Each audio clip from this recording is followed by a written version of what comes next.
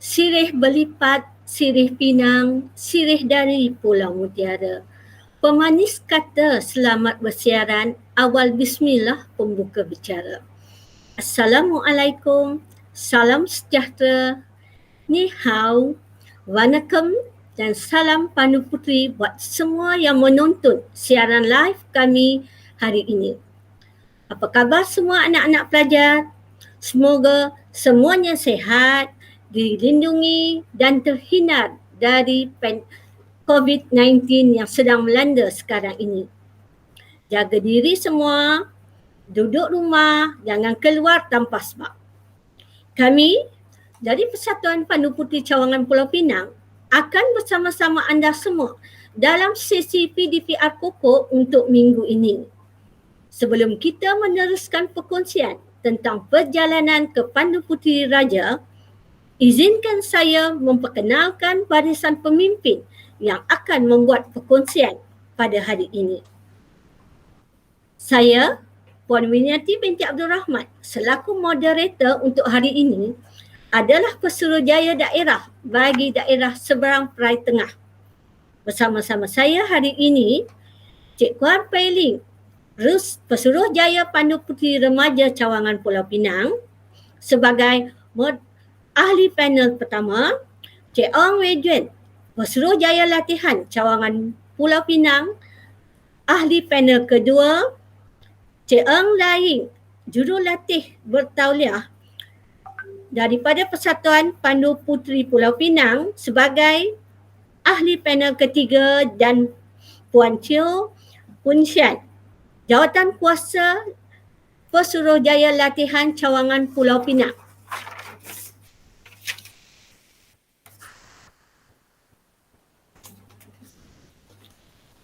Anugerah Pandu Putri Raja merupakan pencapaian tertinggi yang boleh dicapai oleh ahli-ahli Pandu Putri sewaktu di peringkat sekolah menengah.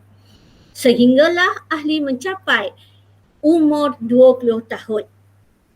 Anugerah ini menjadi igawan ahli dan ramai yang masih kurang jelas bagaimana perjalanan untuk ke Pandu Putri Raja. So, hari ini kami akan berkongsikan info tersebut. Sebagai pengenalan, mari kita sama-sama melihat gambaran keseluruhan atau overview program perjalanan Pandu Putri Raja. Kita saksikan slide ini. Bermula dari tingkatan 1, seorang ahli Pandu Putri itu mestilah menjalani pelantikan sebagai ahli Pandu Putri Remaja selepas ahli selesai melaksanakan prinsip asas Pandu Putri Remaja yang perlu.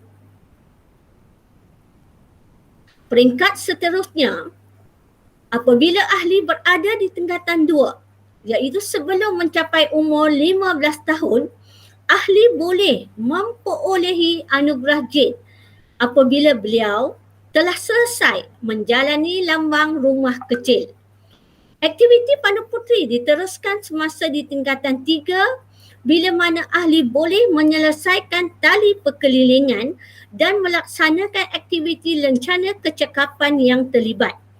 Untuk beliau mendapat bintang Puteri 1 sekaligus melayakkan ahli tersebut mencapai anugerah Pandu Putri Remaja semasa beliau berada di tingkatan 3. Namun, sekiranya ahli tidak dapat menyelesaikan kesemua lencana kecakapan yang perlu di tingkatan 3, beliau masih boleh meneruskan perjalanan ke arah Pandu Putri Raja semasa di tingkatan 4, walaupun tidak berjaya mencapai anugerah Pandu Putri Remaja.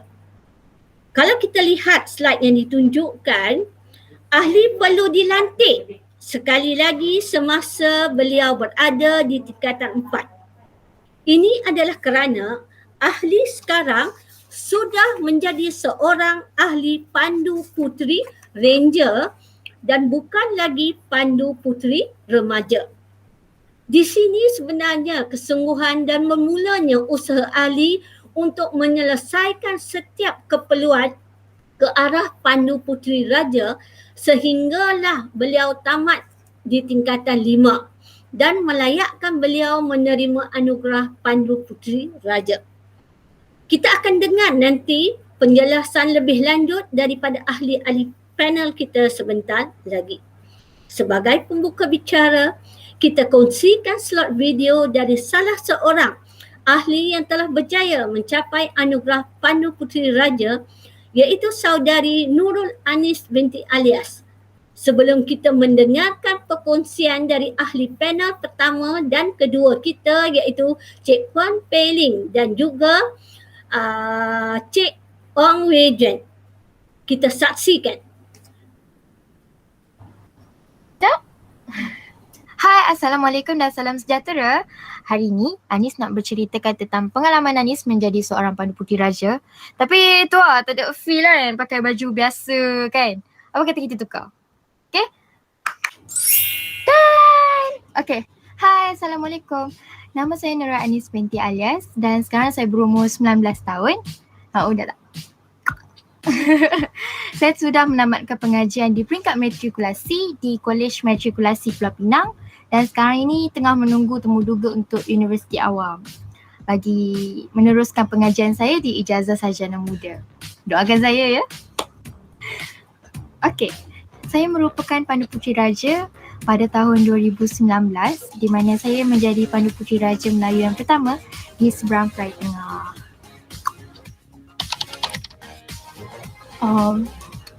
Banyak kenangan sebenarnya bila jadi Pandu Puteri Raja ni sebab awak kena melalui banyak ragam, banyak orang, banyak sangat kenangan pahit dan juga kenangan yang manis untuk diingat sepanjang saya menjadi seorang Pandu Puteri Raja ni lah.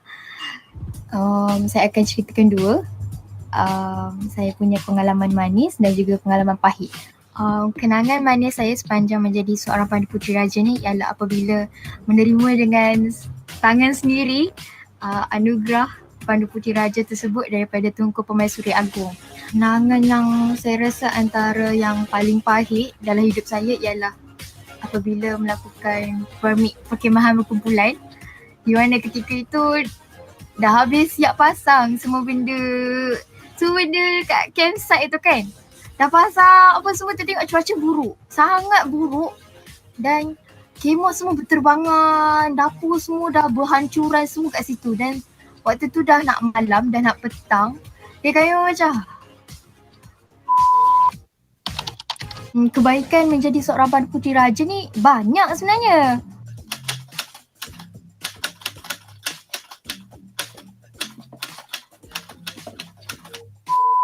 Jadi buat ahli-ahli baru yang ingin menjadi seorang Pandu Puteri Raja ataupun sedang menjalankan ujian-ujian untuk menjadi Pandu Puteri Raja, saya ucapkan good luck dan teruskan berjuang kerana perjalanan itu bukannya mudah dan percayalah bahawa setiap perjalanan anda itu akan anda ingati sebab semua benda itu akan mengajar anda untuk menjadi lebih matang daripada sebelumnya walaupun muka tak matang.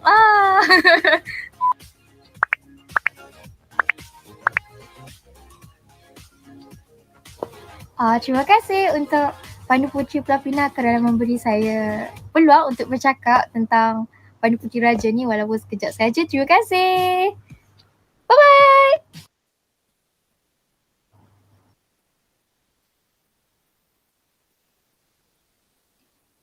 Terima kasih atas perkongsian Anis. Salam sejahtera. Saya Kuan Pei Ling akan memperkenalkan program Pandu Puteri Remaja.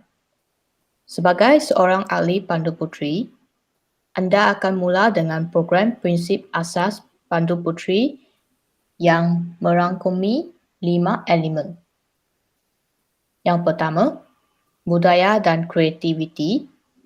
Yang kedua, cabaran dan kecergasan. Yang ketiga, sains dan teknologi. Yang keempat, ejen perubahan. Dan kelima, hubungan keluarga dan masyarakat. Okay, next. Sekarang saya akan memperkenalkan lencana dan logo Persatuan Pandu Puteri. Yang anda boleh lihat, ini adalah bendera Pandu Puteri sedunia. Seterusnya, Ini adalah lencana dunia warna biru. Ini adalah logo Persatuan Pandu Puteri dan Pengakap Puteri Sedunia, WAX. Dan yang di tengah adalah logo Persatuan Pandu Puteri Malaysia.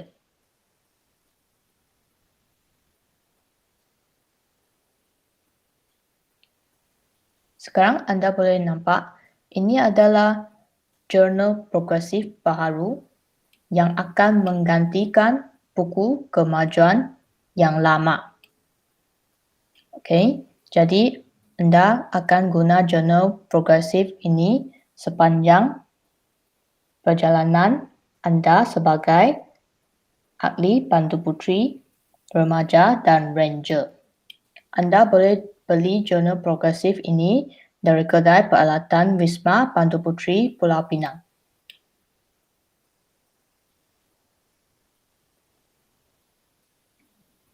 Sekarang, saya akan terangkan prinsip asas Pandu Puteri Remaja. Ahli perlu memenuhi syarat 1.1 hingga 1.12 sebelum dilantik sebagai ahli Pandu Puteri Remaja dan layak mendapat lencana pelantikan. 1.1. Ahli perlu belajar tentang persetiaan dan undang-undang, jogan kata, isyarat dan hormat, dan cara berjabat tangan. 1.2. Ahli perlu belajar tentang logo, lencana dan bendera Persatuan Pandu Puteri Malaysia dan logo Persatuan Pandu Puteri dan Pengakap Puteri Sedunia WAX dan juga lencana dunia serta bendera dunia. 1.3. Ahli perlu belajar isyarat whistle dan isyarat tangan. 1.4. Ahli perlu tahu tentang bendera Malaysia dan bendera semua negeri di Malaysia. 1.5. Ahli perlu belajar tentang struktur organisasi pasukan sendiri, Persatuan Pandu Puteri Malaysia peringkat daerah, cawangan dan kebangsaan. 1.6. Ahli perlu menguasai cara menghormati bendera. 1.7. Ahli perlu belajar menyanyi lagu dunia dan lagu teks siang dan malam. 1.8. Ahli perlu menguasai cara ikatan dan simpulan. 1.9. Ahli perlu menguasai cara kawat dan istiadat Pandu Puteri. 1.10. Ahli perlu tahu pemakaian pakaian seragam dan aksesori Pandu Puteri Remaja yang betul. 1.11. Ahli perlu menyempurnakan satu rencana Sustainable Development Goal SDG untuk Pandu Puteri Remaja. Dan 1.12. Ahli perlu menjalankan satu aktiviti Pandu Puteri di peringkat sekolah dan sediakan laporan bergambar berkaitan aktiviti tersebut.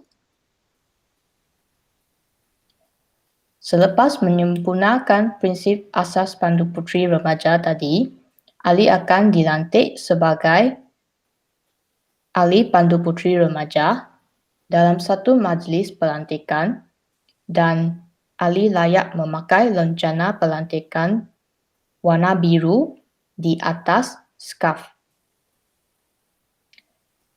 Gambar ini menunjukkan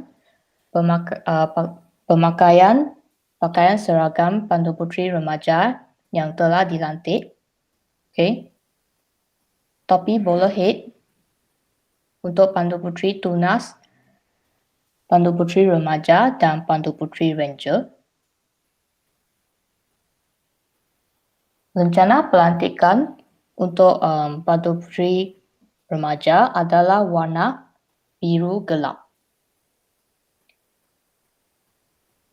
Seterusnya, shoulder flash perlu dijahit rapat pada bahu kiri dan kanan baju. Jata juga diletakkan dengan ukuran 5 cm dari puncak skarf. Lencana dunia diletakkan di atas garisan poket kanan dan logo Persatuan Pandu Puteri Malaysia perlu dipakai. Tanda nama berpin diletakkan di atas lambang kumpulan. Okey. Lambang kumpulan dijahit di atas garisan poket kiri.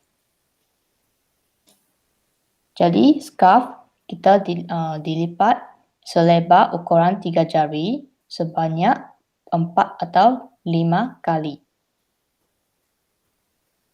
Okay, next. Seterusnya, ahli boleh melaksanakan program Anugerah JET. Ahli perlu menyempurnakan 5 lencana yang ditetapkan untuk menerima Anugerah JET. Yang pertama, lencana kecekapan pembuat simpulan. Yang kedua, lencana kecekapan penggembara berjalan kaki. Yang ketiga, lencana kecekapan sejarah Persatuan Pandu Puteri Malaysia. Yang keempat, lencana kecekapan gear up. Dan kelima, lencana wax. Ahli boleh pilih salah satu lencana wax daripada Stop the Violence, Free Being Me, Action on Body Confidence atau Serve Smart. Dan akhirnya, ahli perlu menjalankan satu aktiviti Pandu Puteri di peringkat sekolah dan laporan bergambar perlu disediakan. Itu sahaja perkongsian saya. Terima kasih.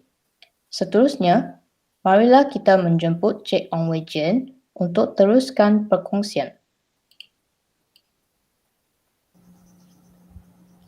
Okey, terima kasih Cik Kuan dan pengerusi majlis Puan Winiati. Baik, bersambung daripada program Anugerah JET dah. Sekarang saya akan bercerita tentang lambang rumah kecil. Baik, lambang rumah kecil adalah satu lencana kolektif. Dalam gambar ni boleh dilihat lambang rumah kecil yang terdiri daripada 4 lencana wajib iaitu jurumasak, pendobi pakaian, pelayan tetamu dan ahli rumah tangga. Okey, syarat-syarat untuk lencana ini boleh didapati dalam buku lencana kecekapan yang boleh dibeli dari kedai peralatan Wisma Pandu Puteri. Okey, modul untuk 4 lencana wajib ini boleh dibuat turun daripada laman web Persatuan Pandu Puteri Malaysia. Okey, next. Setelah memperoleh lencana lambang rumah kecil, ahli-ahli boleh teruskan program dengan tali perkelilingan.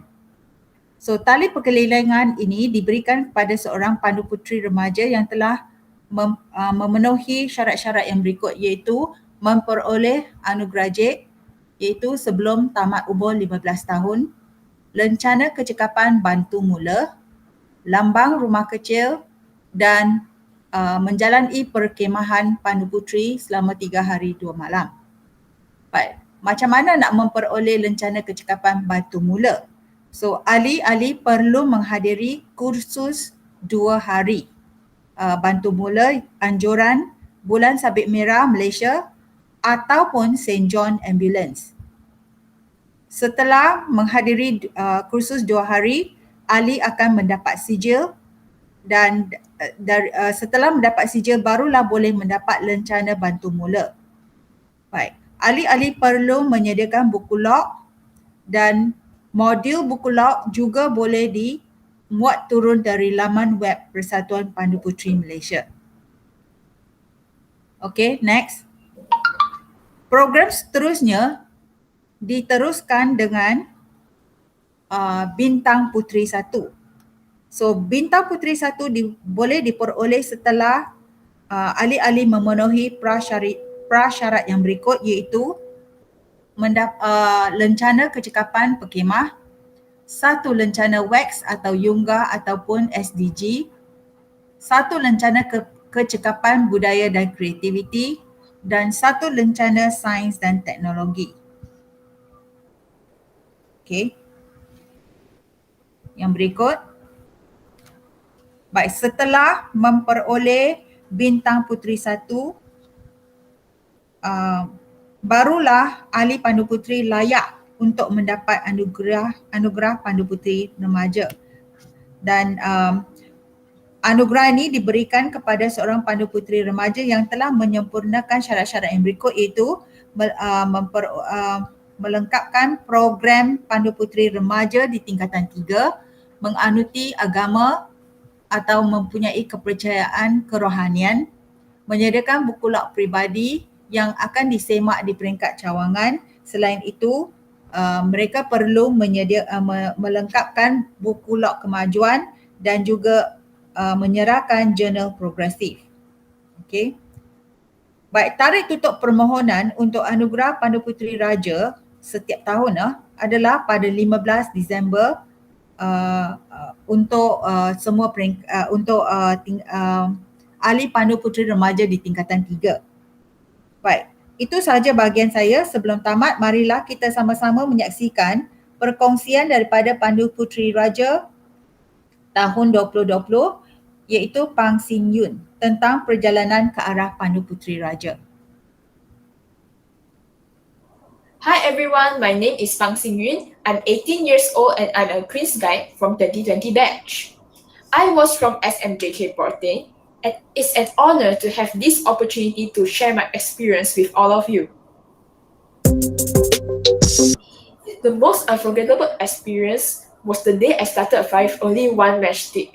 The minute the fire started burning, the feeling was indescribable and I could not stop smiling. I was most satisfied when the fire continued burning until the end I finished cooking. I achieved an impossible feat. WAGS is the acronym for World Association of Girl Guides and Girl Scouts. It consists of programs like Stop the Violence, Serve Smart, Free Being Me, Action on Body Confidence, and etc. I participated in both Free Being Me and Action on Body Confidence programs. Through these programs, I've learned to be confident with myself.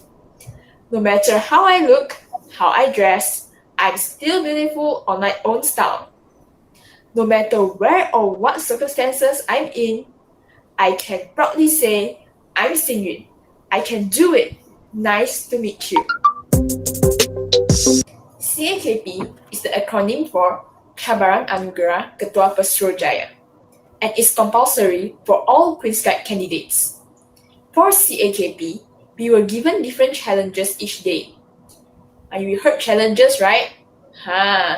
During that 3 days, my friends and I were extremely tired. Although we each have around 5 members to help us, but I can tell you, those challenges are tough, but fun, challenging us mentally and physically.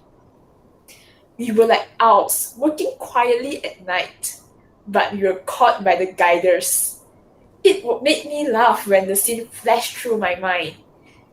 However, CAKP taught me flexibility, time management, and teamwork. Although it was tough, but those experiences made me stronger as a leader. And I realized that there is no mission impossible, and it's up to me to push myself to exceed my limits, making me an all-rounder. Being a Queen's Guide is not easy. It requires hard work, sweat, and even tears. However, it comes with a big return too. Visually, you will earn a sash full with badges like me. Mentally, you will grow up a lot, either from the way you talk, you listen, or how you treat and lead others. You will also learn how to manage your time well and how to cope with your stress. You will learn to be responsible, as you will make a lot of mistakes. You take responsibility for the mistakes and improve by not repeating them again. There is no procrastinating. Jobs must be done before the deadlines. You will stretch yourself to the limit, but at the same time, excelling in different situations. As the motto says, be prepared. Juniors, I hope that you are bold enough to take up this challenge. Frankly speaking, you have to be prepared to sacrifice your time and your money. But, as what I said just now, you will learn a lot too. There will be kind and helpful guiders to support you. Of course, without them, I will not be who I am now. In addition, you will definitely meet new friends, loyal and supportive teammates. It is not an easy journey, but it will definitely light up your life.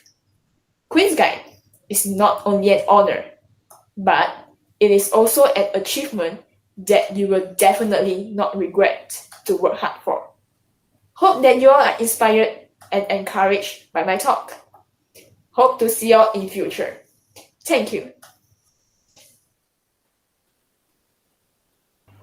Hi. Bersemangat sungguh kita punya Queen's Guide kita bila berbicara tentang pengalaman mereka tadi ya. Okey, terima kasih kepada kedua-dua ahli panel kita yang telah berkongsi info-info sebentar tadi. Membawa dulang beralas sutera berisi hadiah buat pemenang. Mendengar bicara semangat membara. Moga perkongsian membuatmu senang. Bagaimana semua? Boleh kita teruskan? Jom kita sambung bicara seterusnya dengan menjemput ahli panel ketiga kita iaitu Cik Eng Laing dan ahli panel keempat dan seterusnya ahli panel keempat kita Puan Teo Wen Sian untuk berbicara tentang ke arah Pandu Puteri Raja. Dipersilakan. Terima kasih Puan Viniati. Selamat petang dan salam Pandu Puteri. Saya, Cikgu Laing, akan memberikan sedikit penerangan berkenaan buku log peribadi sebelum kita melihat program Pandu Puteri Ranger. Apa itu buku log peribadi? Ini adalah sebuah buku log yang wajib disediakan oleh calon anugerah Pandu Puteri Remaja dan calon Pandu Puteri Raja. Buku log ini memaparkan segala aktiviti Pandu Puteri yang pernah disertai sejak ahli menjejak langkah ke alam Pandu Puteri, iaitu aktiviti yang mana ahli sertai sebagai seorang Pandu Puteri di peringkat sekolah, daerah, cawangan kebangsaan dan peringkat antarabangsa. Sebagai contoh, ahli mewakili pasukan Pandu Puterinya dalam pertandingan kawat kaki, perkemahan Pandu Puteri peringkat daerah atau cawangan, atau apa-apa sahaja program Pandu Puteri yang dianjurkan oleh Persatuan Pandu Puteri Malaysia. Ahli perlu menyediakan laporan ringkas dalam buku log ini, di samping melampirkan evidence dalam bentuk sijil penyertaan, sijil pencapaian, gambar aktiviti yang ada menunjukkan diri ahli dalam aktiviti tersebut, cenderahati yang diperolehnya dalam aktiviti tersebut, risalah atau bahan-bahan lain yang berkaitan dengan aktiviti. Bagi anugerah Pandu Puteri Remaja, buku log ini harus diisi dengan sekurang-kurangnya 2 aktiviti Pandu Puteri di peringkat sekolah, 2 aktiviti di peringkat daerah, 2 aktiviti di peringkat cawangan, 1 aktiviti di peringkat kebangsaan dan 1 lagi aktiviti di peringkat antarabangsa. Manakala bagi anugerah Pandu Puteri Raja, ahli tidak perlu buat buku log peribadi yang baru. Sebaliknya, ahli hanya perlu tambah atau add on pada laporan yang sedia ada, sehingga cukup sekurang-kurangnya 5 laporan aktiviti peringkat sekolah, 3 aktiviti peringkat daerah, 2 aktiviti peringkat cawangan, 1 aktiviti peringkat kebangsaan dan 1 aktiviti peringkat antarabangsa. Sekiranya ahli terlibat dalam apa-apa khidmat khas, contohnya menjadi ahli sukarelawan untuk membantu mangsa banjir, laporan ini juga boleh dimasukkan ke dalam buku log ini dan dianggap sebagai bonus. Oleh itu, saya ingin mengingatkan ahli-ahli supaya menyediakan buku log ini dengan seawal mungkin dan dengan cara yang kreatif. Kerana buku log ini akan disemak di peringkat kebangsaan bagi ahli calon Pandu Puteri Raja. So, jangan tunggu sehingga saat-saat terakhir untuk menyediakan buku log tersebut. Baik, seterusnya, marilah kita melihat program Pandu Puteri Ranger bagi ahli tingkatan 4. Ahli perlu menyempurnakan semua peringkat ini sebelum menerima anugerah Pandu Puteri Raja. Program ini dimulakan dengan prinsip asas Pandu Puteri Ranger dan diikuti dengan anugerah delima, permit perkhemahan kumpulan, anugerah Ketua Pesuruhjaya, projek khidmat masyarakat, bintang Puteri 2, bintang Puteri 3 dan akhir sekali adalah bengkel selalu sedia yang dianjurkan oleh Persatuan Pandu Puteri Malaysia. But next, kita akan lihat apakah itu syarat-syarat prinsip asas Pandu Puteri Ranger. Sama seperti seorang Pandu Puteri remaja, seorang ahli ranger, seorang ahli Pandu Puteri Ranger perlu menyempurnakan syarat 1.1 sehingga 1.6 sebelum dilantik sebagai seorang ahli Pandu Puteri Ranger. Okay. Untuk syarat 1.1, ahli perlu mengetahui persetiaan dan undang-undang Pandu Puteri Ranger, cogan kata, isyarat dan hormat, isyarat whistle dan isyarat tangan, serta cara berjabat tangan. Syarat 1.2, ahli perlu mengetahui logo, lencana dan bendera Persatuan Pandu Puteri Malaysia, logo wax, lencana dunia dan bendera dunia. Untuk syarat 1.3, ahli perlu mengenali dan mengetahui makna bendera Malaysia dan bendera semua negeri di Malaysia. Untuk syarat 1.4, ahli perlu mengenali struktur organisasi pasukan sendiri, Persatuan Pandu Puteri Malaysia, peringkat daerah, cawangan dan kebangsaan. Untuk syarat 1.5, ahli perlulah menyempurnakan lencana kecekapan, kawat dan istiadat. Dan 1.6, ahli perlu menyempurnakan satu lencana SGD untuk Pandu Puteri Ranger yang berlainan daripada Pandu Puteri Remaja.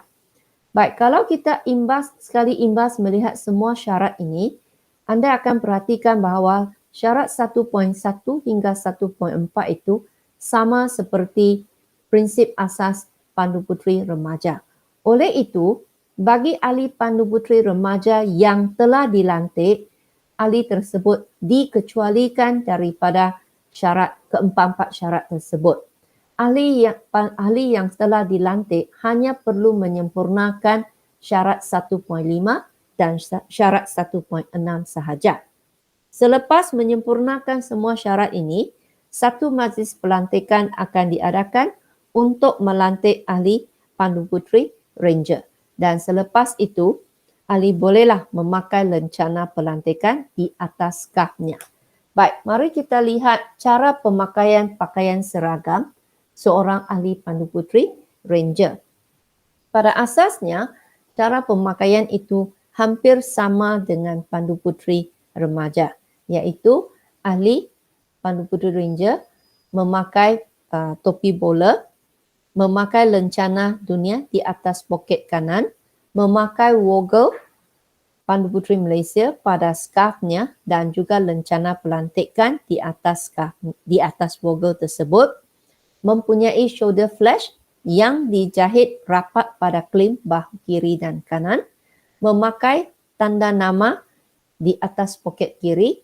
Tanda nama ini haruslah berwarna hitam dan bertulisan putih.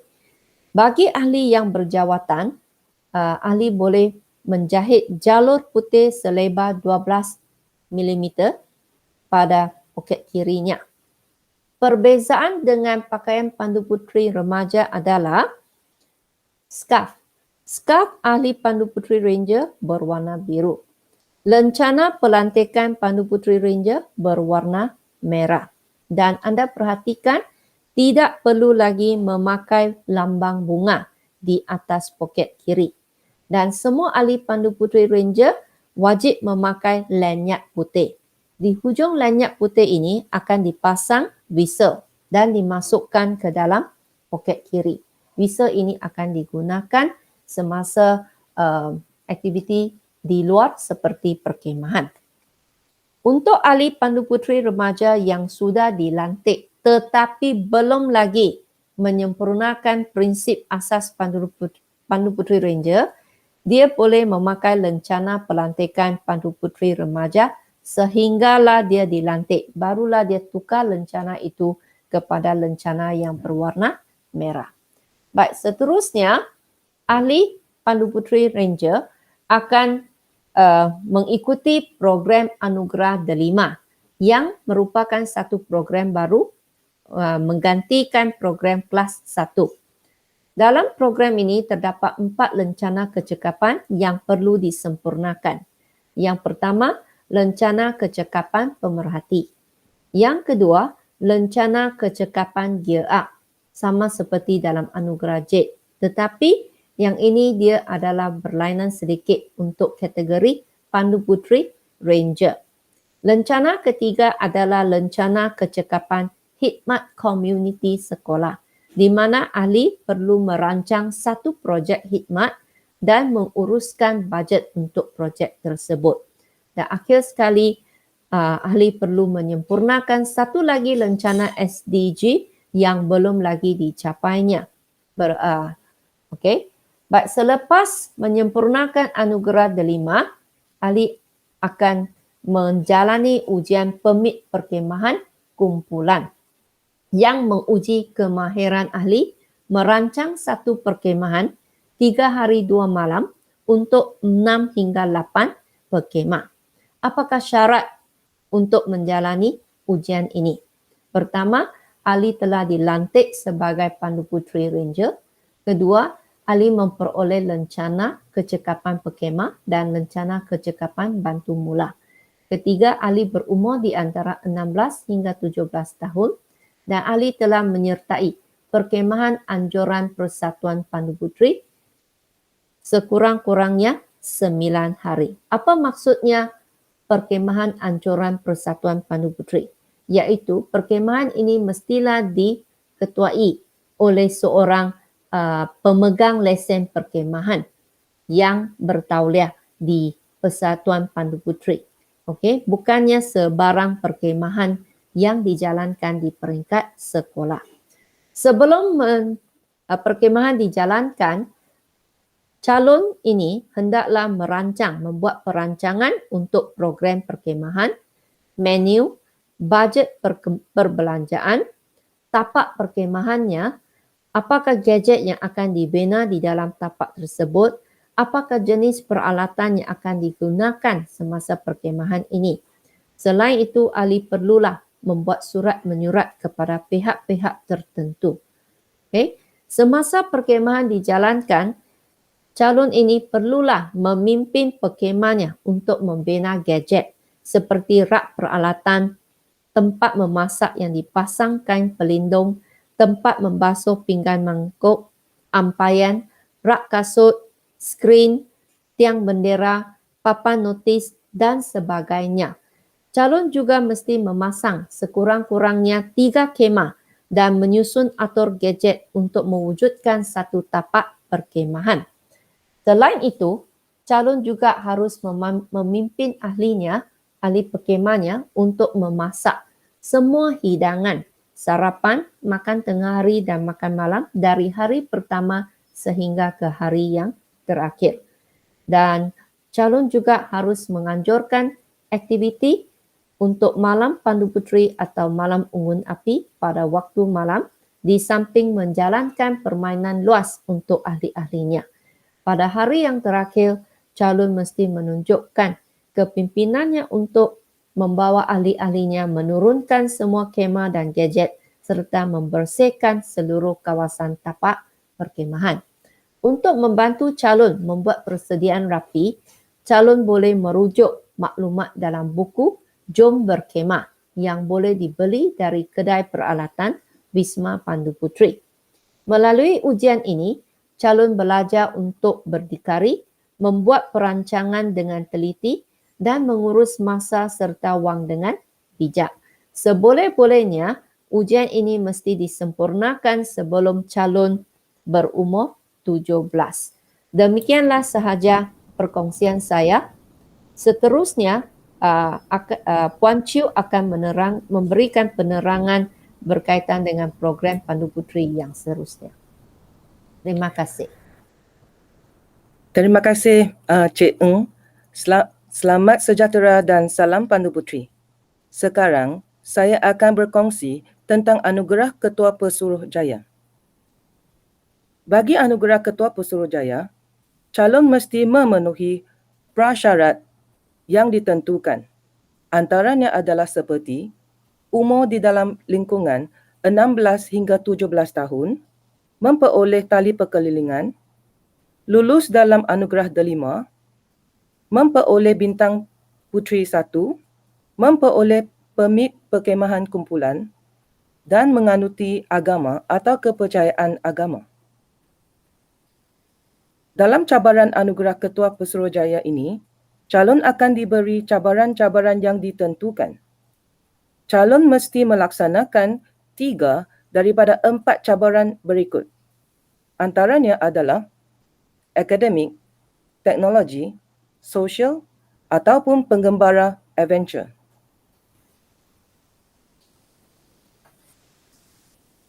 Selepas itu, calon boleh memperolehi Bintang Puteri 2. Dalam Bintang Puteri 2, ada lencana kecekapan seperti penceramah, Asia Pasifik, 1 lencana wax, Yunga, Anugerah Remaja Perdana atau Rakan Muda dan sekurang-kurangnya peringkat gangsa.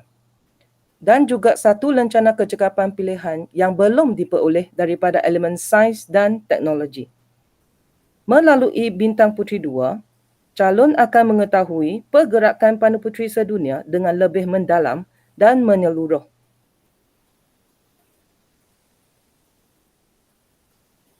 Selepas itu, calon boleh memperolehi Bintang Puteri 3.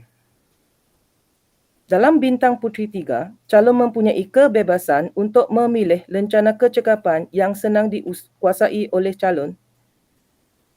Antaranya, calon mesti pilih 1 lencana daripada elemen budaya dan kreativiti, 1 lencana daripada elemen cabaran dan kecergasan, 1 lencana daripada elemen sains dan teknologi, 1 lencana daripada elemen ejen perubahan dan 1 lencana daripada elemen hubungan, keluarga dan masyarakat.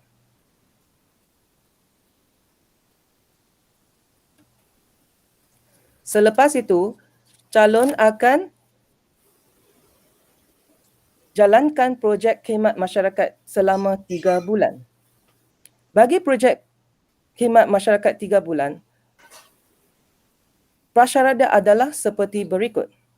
Lulus anugerah Ketua Pesuruhjaya, dilantik sebagai Pandu Puteri Ranger, memperoleh anugerah delima dan lulus permit perkemahan kumpulan PCP.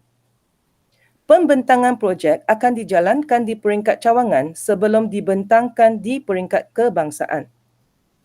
Maka calon mesti ada idea sendiri apa projek yang perlu dijalankan dan perlu dibincang dengan ibu bapa, pemimpin sekolah, pentadbir sekolah dan juga pesuruhjaya daerah. Tanpa sokongan daripada pihak-pihak berkenaan, projek ini tidak dapat dijalankan dengan lancar. Selepas itu adalah bengkel selalu sedia ataupun kita panggil BSS. BSS merupakan stesen yang paling akhir bagi Pandu Puteri Raja. Prasyarat untuk BSS adalah seperti berumur di antara 17 hingga 20 tahun, menganuti agama atau mempunyai kepercayaan kerohanian, memperoleh anugerah Ketua Pusurujaya dan telah melaksanakan projek khidmat masyarakat selama 3 bulan. Marilah kita bersama-sama saksikan penerangan tentang bengkel selalu sedia daripada salah seorang Pandu Puteri Raja 2019 iaitu Vishnu Priya dari SMK Convent Green Lane. Hello everyone, my name is Vishnu Priya. So first and foremost, I'm going to talk about Bengkel Selalu Sedia. What is Bengkel Selalu Sedia? Bengkel Selalu Sedia, it's like a combination of fun, meeting new friends, doing some tests, and partying, like partying in a very formal way. You have traditional nightwears and lots of yummy food. And because during my year 2019, I had the opportunity to go to Malacca, which was near the beach side. So we had some time playing with the sand. We did some sand castles over there. So when you're going to BSS, you have to remember that you're going to have fun over there, but at the same time you have to know certain things, because during my year we had a lot of tests, which is like isyarat tangan. You have to know what kind of how is the isyarat, because they're going to test it over there. Next is the isyarat whistle, and also the Undang-Undang Pandu Puteri and Persetiaan Pandu Puteri. Like, you will remember Undang-Undang Pandu Puteri like 1 or 2, but when you're at the test time, when they suddenly ask you, so what is the Undang-Undang? Give me 2 Undang-Undang, you might get panicked. So just to avoid all the mistakes, just remember all the Undang-Undang, which is the 10 Undang-Undang, and remember the songs.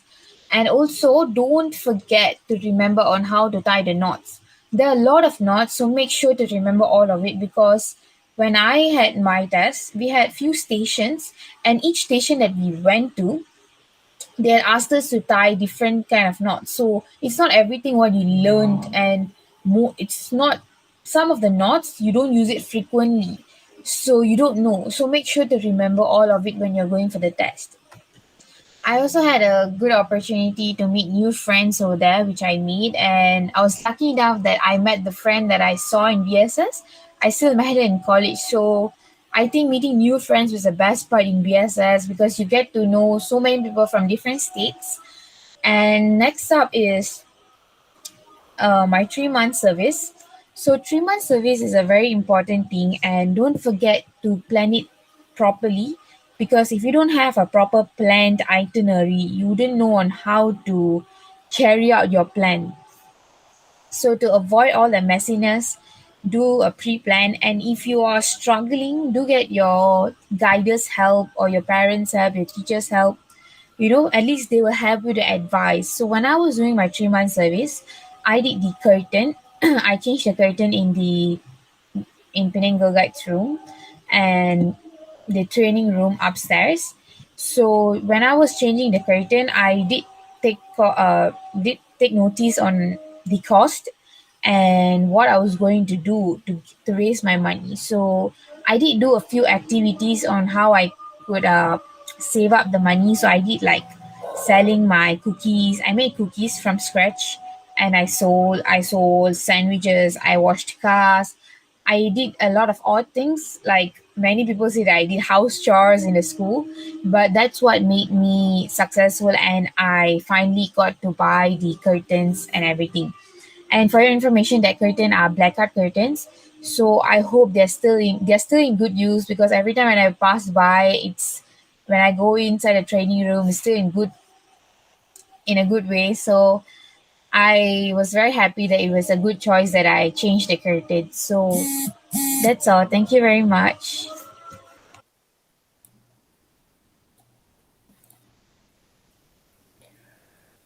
Terima kasih perkongsian daripada Vishnu. Hello everyone. Selepas bengkel selalu sedia, Maka tibalah saat yang dinanti-nantikan, iaitu Anugerah Pandu Puteri Raja. Bagi pengetahuan semua, anugerah ini akan disampaikan semasa perasmian Mesyuarat Agung Tahunan Persatuan Pandu Puteri Malaysia. Maka calon-calon Pandu Puteri Raja akan terima sijil dan lencana Pandu Puteri Raja daripada Pemasyuri Agong semasa. Sekian sahaja daripada saya. Saya serahkan balik kepada moderator Puan Winiati.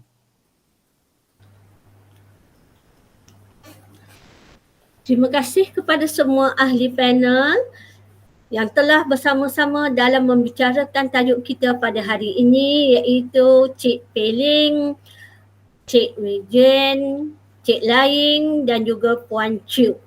Okey, untuk pengetahuan semua ahli semua dan juga anak-anak, okey, Puan Chiu iaitu ahli panel kita yang keempat tadi merupakan Queen Skype pada tahun 1998 yang kini telah menjadi seorang guru dan pemimpin Pandu Puteri di Pulau Pinang. Okay? Dan beliau terus memberikan sumbangan bakti beliau pada anak-anak Pandu Puteri. Hebat kan ahli-ahli Pandu Puteri kita? Semoga apa yang telah dikongsikan sebentar tadi dapat memberi gambaran yang lebih jelas bagaimana, apa yang perlu dibuat dan bila patut dibuat bagi seseorang ahli Pandu Puteri yang berhajat meneruskan penglibatan mereka sehingga menjadi dan berjaya sebagai seorang ahli Pandu Puteri Raja. Jika ada sebarang pertanyaan tentang Pandu Puteri, anak-anak pelajar boleh merujuk kepada pemimpin-pemimpin yang ada di sekolah masing-masing. Saya yakin pemimpin-pemimpin di sekolah anda boleh memberikan info yang anda perlu, atau boleh juga merujuk kepada buku ataupun bahan yang ada dijual di Wisma Pandu Puteri, di kedai peralatan Wisma Pandu Puteri. Okay. Sebenarnya bukanlah anugerah yang dikejar, tetapi daripada perkongsian ahli Pandu Puteri Raja yang telah berjaya mencapainya, kebaikan atau impak daripada apa yang dilalui dan dirasai dalam mendapatkan pengiktirafan itu yang amat berharga dan menjadikan mereka menjadi seorang yang lebih matang, seorang yang lebih berani, berkeyakinan, berketerampilan, positif, dan itulah yang sebenarnya menjadi falsafah pendidikan ke arah kemenjadian murid. Semoga akan lebih ramai lagi ahli Pandu Puteri yang berjaya mencapai tahap Pandu Puteri Raja pada masa hadapan, insya-Allah. Okey semua pelajar, macam mana? Adakah anda semua dapat info apa yang anda perlukan? Okey, semoga apa yang telah dikongsikan pada hari ini dapat memberi maklumat kepada ahli ya. Dari Kedah ke Pekansari, beli suasa di Kota Tinggi. Selesai sudah tugas diberi, di lain masa bersua lagi. Sekian. Hashtag stay safe, stay home. Hashtag kita jaga kita. Salam Pandu Puteri semua.